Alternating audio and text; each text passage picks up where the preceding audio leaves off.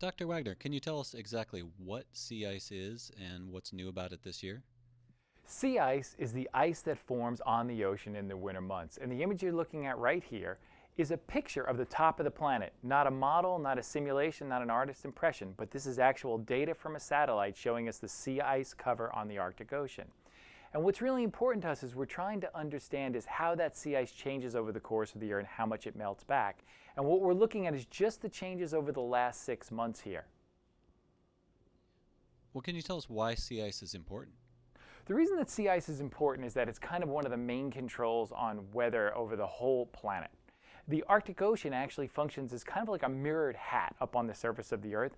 And as that ice begins to decrease and melt away, that sunlight encounters dark ocean where it gets absorbed and begins to heat the ocean up. And what happens is that normally Pacific and Atlantic water goes into the Arctic, gets cooled off, and becomes denser and sinks and flows out, and it drives ocean circulation. And ocean circulation is what sets the weather and the climate over the entire planet. So as we change the Arctic Ocean, we change that.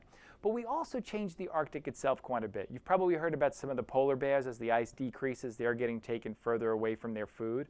But also, too, as that ice changes, we do things like we open up the Northwest Passage, shown here in red. And what we're really concerned about is that over the last 30 years, which is this yellow line here, that's what the average ice extent has been at this kind of minimum period after the summer melt in September. And as you can see, there's a lot more blue in there now. That's a lot more open water. And what we're trying to understand is how those changes are correlated with warming of the planet overall. Have you identified what's causing more sea ice to melt?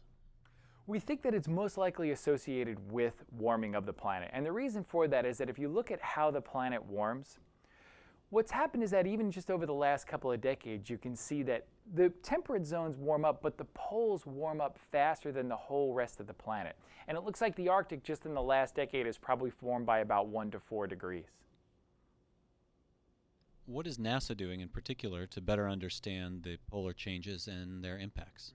NASA does 3 things to really understand the polar regions. The first one is we send people out. They go out there and they stand on the ice and they make measurements and they try to understand how it's changing.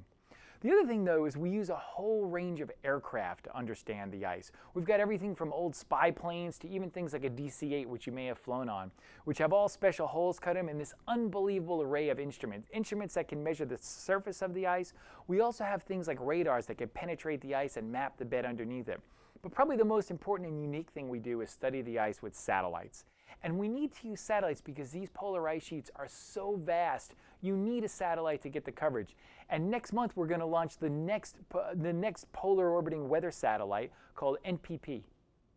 What is causing our other recent dramatic events, hurricanes, tornadoes, earthquakes, floods? Is that related? It seems like there's been a lot of changes happening on the planet with all these natural disasters and things.